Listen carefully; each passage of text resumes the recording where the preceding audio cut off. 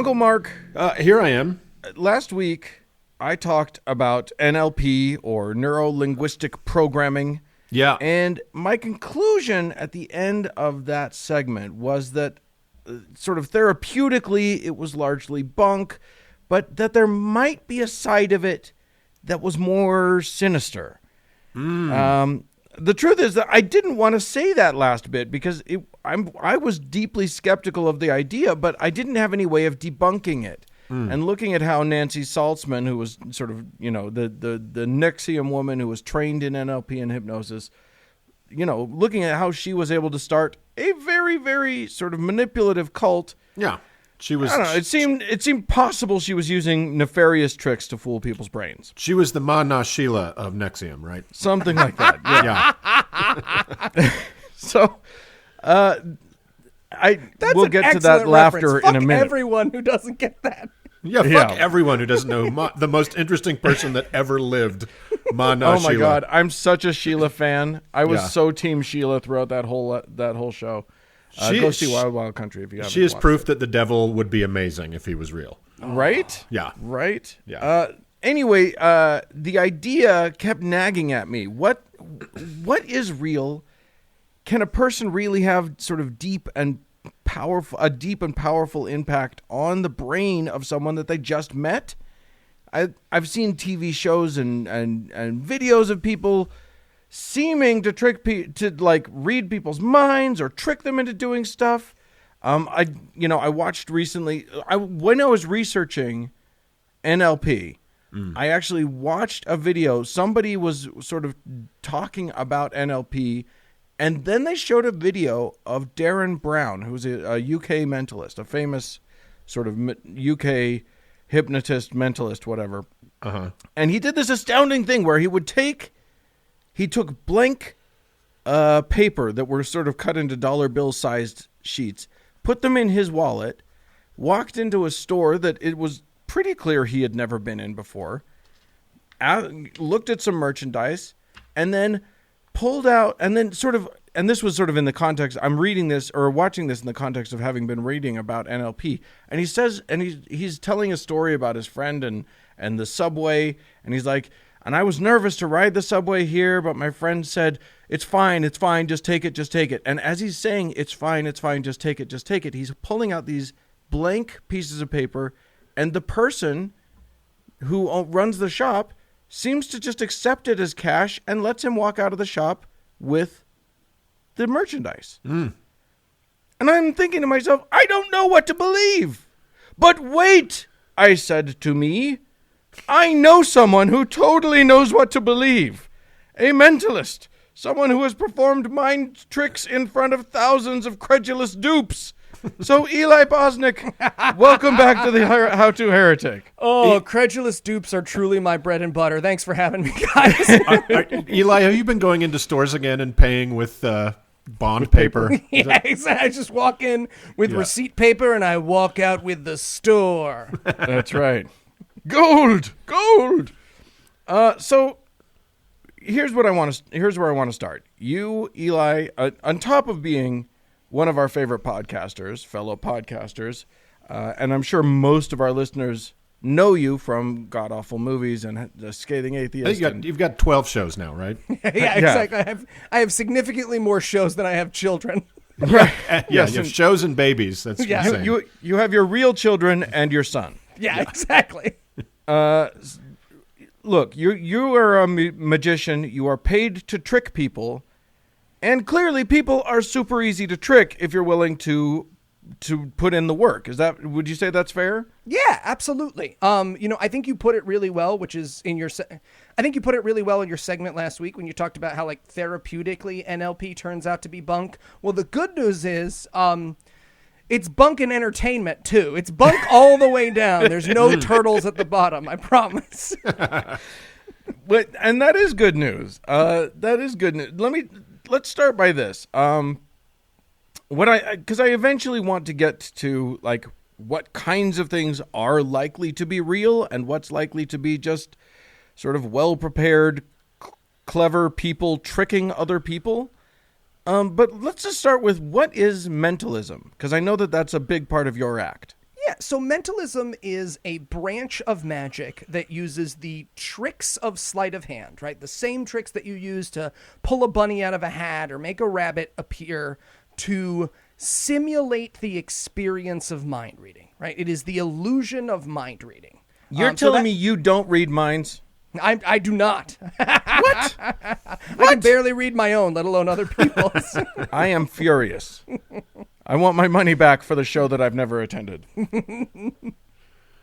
Okay, so you use tricks. How, like, it seems impossible that you can make me think that you've read my mind through just sort of the same kinds of trickery that you would use. Do you have an example that you can sort of talk about? Yeah, absolutely. So I love that you use Darren as an example. I know Darren mildly. He's a very, very sweet person.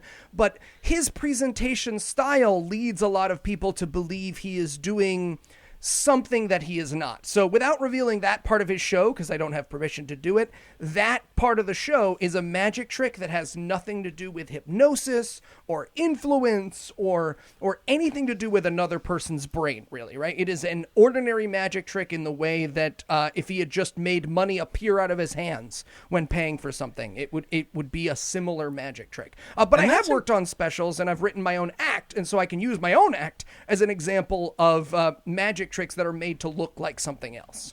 Okay. Yeah, I love it. So I did a TV special up in Canada that I worked on for a friend of a friend, and this is true. It's for BYU TV. It was for BYU TV. Yes. When you told me that, I nearly fell out of my chair. I was so happy.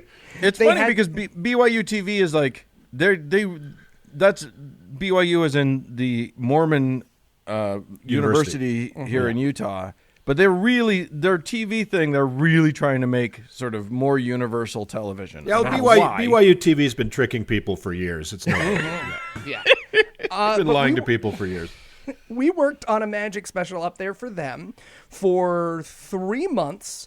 And there's so many stories from that, especially the time that we were doing a trick on an 11-year-old. Sorry, this is a tangent, but I have to. We were doing a trick on an 11-year-old who was wearing shorts, and the BYU representative who was there for cleanliness was like, she's wearing shorts. It's too sexual. We can't use this shot. And I was like, an 11-year-old? I was like, she's 11. And then there was this pause where he didn't want to say, you can't fuck an 11-year-old. And I didn't want to say, do you want to fuck an 11-year-old? Which in a work environment is always weird. Unless, of course, you're dealing with Hillary Clinton. So one of the tricks that we did for this special, right, and he is just sort of a general magician, but one of the tricks that we did is we went to the library at Brigham Young University. We went to the research department there, right, and we went to this big stack of shelves, and this girl went to any shelf she wanted with the host of the show, and she pulled down any book she wanted, and she opened up any page she wanted, and then she ran her fingers over the page, and she found a big word, and he pressed his fingers to his temple, and he slowly gathered those words that guessed the word one letter at a time, right? Focus on the letters. Is that an L right there at the beginning? It is. All right. And there at the end, focus on that letter. Is that an R? Is the word you're thinking of a loudspeaker? And of course the girl loses her mind and she's I'm amazing.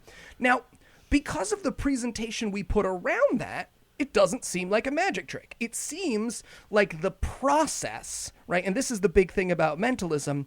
It seems like the process is happening when he's saying focus on the letters, think of that first letter, think of that last letter. But the trick was already done. And the way I know this is because I helped design this trick, and what we did is we stacked an entire shelf of this library with the exact same book with different covers on it. And that book was made of the exact same page over and over and over. Oh my God.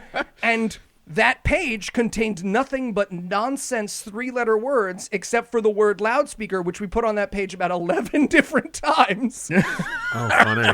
And so we used a combination of, an old mentalist trick that's called a book test, and that's been around for as long as books and frauds have been around. That magic trick has been around of using a fake book and pretending it's a real book. But we use that, and we also use TV magic, right? Because if you remember at the beginning, I said that in the special, you show her going to any shelf she wants. And that's kind of true. every time we said, okay, what floor do you want to go to? And she was like, let's go to the second floor. And I was like, oh, they're actually having a thing in there. Can we use the research department? And she was like, yep. And so we just went up to the research department. And then, I told my lighting guy to walk over. She walked over to the shelf she chose. And he was like, hey, it's actually really dark over here. Can we use that shelf? And she was like, yeah, that's fine. And I was like, great. Can we just get a shot of you choosing that shelf? I mean, it really doesn't matter. Right? Because that's TV magic. Yeah, right. And it's a lie that we never had to tell to our audience. But if you watch that special, you will see a girl choose a floor, choose a shelf, choose a book, and choose a word.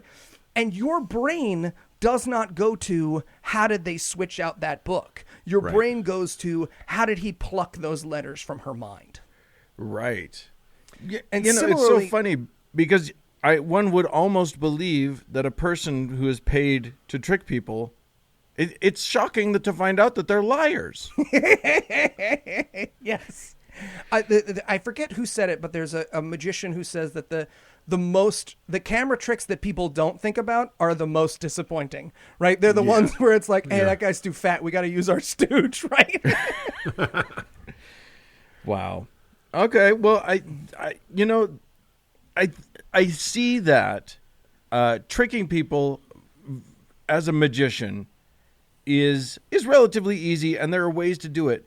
But here's the thing. I know people who love magic, really enjoy a fun magic show, and yet don't apply the same skepticism when they see, for instance, someone like, a psychic or a medium performing in front of a large crowd. Yeah. And I just think to myself, to me, I think that the real thing is that magicians are willing to admit that they're bullshit. Yeah. That they're tricking. But, let me ask you this, Eli. Do you have any thought? Is there anything in you that believes that there could be a real psychic or a real medium or something like that? I mean, I don't want to say it's impossible for there to be a real psychic or a real medium because I don't have complete and perfect knowledge. What I can say is, to borrow from Tim Minchin, every mystery ever solved has turned out to be not magic, right? Yeah. So every psychic we've ever examined has turned out to be not psychic. And there are really good and reasonable and scientific ways to examine psychics and mediums right now. And pretty much all of them, all the ones that are popular, the ones you've heard of, like, James von Prague or John Edward, or what's that lady who died who told the woman that her daughter was dead when she wasn't dead. I'm forgetting her name. But Sylvia something? Sylvia Brown. Yeah, Sylvia Brown. Yeah. These are all people who were openly exposed, but the media it's one television show. I forget who said this. I think it was James Randi said, you get one episode out of exposing a medium. You get 4 episodes a season if you pretend they're real and let them come on and talk to people's dead relatives. Right. Right. So the media and culture at large is largely incentivized not to debunk these things. But if you ask most people about John Edwards, whether he has a gift or whether he's a fraud, I mean, he has been out and out exposed multiple times by using an earpiece. He has former employees and staff who are like, yeah, we research people, or we have them fill out a questionnaire and then we give him those answers. But those things, that truth doesn't get the same press as his 30 minutes of edited content on the Sci-Fi Channel or whatever the case may be. And not only that, but I think one of the things that we can learn from someone like James Randi, rest his soul, is that there's no soul. Don't worry, he's fine. He was the final big escape. He did recently, escape from this mortal coil. But one of the things that we can at least say for certain is, because you're right to say we can't know for certain if there's such a thing as psychics or mediums, but we know that we can replicate what they do effectively without any psychic abilities. Yeah, would you agree with that? If you're going to see, it's like the Peter Popoff thing and the John Edwards thing. If you're going to go to see somebody that claims to have these magical powers, be really wary of being asked to fill out a questionnaire. Right. Like, it's amazing that people still believe it after giving them all that information. And the other thing is, people think that psychics and tarot readers and mediums are, for a lot of the time, harmless fun for their superstitious aunt, right? But what most people don't know is that most tarot readers, mediums, and psychics are a very specific con, right? Just the way that, like, the Jamaican luggage scam is a con, or the fucking switched envelope is a con, or the guy who picks your pocket is a con. It's a con. And the way the con works is this. You identify someone who is able to get their hands on some disposable income.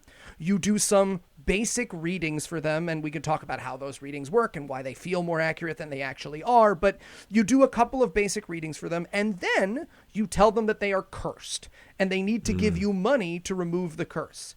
And billions and billions of dollars a year are stolen from innocent people's elderly relatives based on this con. You know, the psychic Xena in New York was exposed, and she stole something like $150,000 from one of her clients who was, you know, making up for it by eating like food that the restaurant next door had thrown away. You know, you hear about these absolutely heartbreaking tales, and it's easy for us. Jamie and Swiss has an amazing talk on YouTube called Credit the Con Man, where he talks about it's easy for us who do not believe to be like, oh, these suckers throwing their money away at the tarot. But all of culture is built around accepting these delusions and carving out pockets for these cons. So we need to be aware that it isn't just silly. It's not harmless. Yeah, it's not silly and wrong. It's really harmful. And unfortunately, and I like Darren, I like his work, but unfortunately, some magicians in the public eye tell half-truths about their magic, which makes ordinary, otherwise skeptical people believe things are true of hypnotism or NLP that are not. Right. And they waste a lot of people's time and money that way.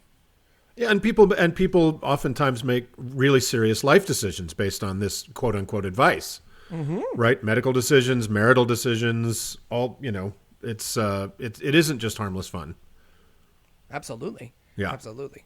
So, but as a mentalist, as someone who sort of your stock and trade has been in, you know, you're honest about the fact that it's trickery, but surely people have come up to you and genuinely thought you must have some sort of power. Yeah, absolutely. I have people come up to me after shows, had post-COVID, got to use that past tense. But I've had people come up to me after the shows and say, you know, I lost my daughter a few years ago, and I would love to communicate with her. Are you able to do that? And I stopped. I mean, obviously, I'm a skeptic for a living, so I'm a little bit more extreme. But I will bring my show and my character to a screeching halt to clarify to someone that I am just a magician doing tricks. You know, the line I use at the beginning of the show is people always ask me if I can actually read their minds. And the answer is, and my show takes place in Midtown Manhattan. So I say, if I could actually read your mind, I would not be in Midtown Manhattan doing card tricks. I'd be in Las Vegas right now with Dwayne "The Rock" Johnson on one arm and Sylvia Plath on the other. It's 2021. Get woke. Like, that's my joke, but it is a line I've put in my show on purpose to clarify to people I do not have any psychic powers. And when someone comes up to me and says, like, but seriously, because no one ever says, you are psychic, where did you get your magic from? People will say, like, but seriously, is that like something about my face? Was it the way I held my face, or like the way I looked with my eyes? And I say, it's a magic trick. It's the same exact method as your uncle doing that trick where he lays out 3 piles of cards. And when I use that point of contact, when people recognize that old hacky card trick, which I'm sure a lot of people are familiar with, where you deal out the 3 piles, which piles it in, you do that 8 million times or whatever, and then here's your card. Oh my God, that was boring. When I say, like, I'm using the same stuff as that, I give my audience a really great gift. And it's funny. It's very comparable to atheism in that way, because the gift I give them is wonder, and wonder is rare, right? Yeah. When I say I have no magic powers, and that girl opened up the book and got to go to any page and got to pick any word, she was blown away. She had an experience of a lifetime. I have people who keep cards that I've found or, words that I've quote unquote divined in their wallet for years. And they hustle up to me at an event and go, no, do you remember my cousin Steve? And I thought of cousin Steve and you knew. It doesn't matter that I looked at the piece of paper when he got a different drink or something. Right. He remembers me reading his mind, and we did it in a safe way that the gift I left him with is wonder. Yeah. Right. Yeah. And I do mental demonstrations in my act, which use magic techniques to talk about real things. So an example is I talk about memory in my act, and then I memorize a deck of cards instantly right there. So I shuffle up a deck of cards, and then I memorize that deck right away, and I can recite it back to front and tell people which card is at which number, and it's the closer to my show. It's a very impressive mental feat, and it's possible, and it's real. It's not how I do the trick, because that shit's hard, but it's possible and it's real. That's awesome. Well, Eli Bosnick, I feel like you've ruined so many psychics' lives right now. Good, exactly. Yeah, exactly. If our listeners want to hear more of your delightful self, where should they go to track you down? They can check out God Awful Movies, where we review the worst that Christian cinema has to offer, which sometimes you have really cool guests. Yeah, I was going to say, which and the best episodes include your audio uncles, of course. Uh-huh. There's The Scathing Atheist, where if you're tired for the loving and gentle and lovey tone of this show, you just want someone to scream fuck in your ears, you've got us over at The Scathing Atheist. There's The Skeptocrat, and our new show, D&D Minus, where I try to make Heath Enright play by the rules of Dungeons and Dragons, and that's an achievement for anybody. If you guys don't know God Awful Movies, can I just tell you, the other day I was puttering around the house and I re-listened to the Star Wars Holiday Special Gamcast, and I there was two things I have to say I was in tears. One is Noah was trying to say softcore porn and ended up saying soft poor corn. Yep. And now I want that product more than anything else in my life. And, and then when they were in Life Day, when they were all walking towards the light, and you said it was going to be a Wookiee Jonestown, I had to sit down. It was beautiful. So thanks for that. Oh, thank you for having me on. As always, this is, I save these shows and give them to myself as a treat. I love your show so much. I recommend it to anyone who's like, I'm thinking about listening to it. And I'm like, audio uncles, how to This is just another one of Eli's tricks, people. Yeah. All right. Yeah, as long as you're using your powers for good, we're all in. Exactly. Yeah. Turn over a tarot card with your picture on it. I see a Stitcher account in your future. Thank you so much, man. Tons of fun.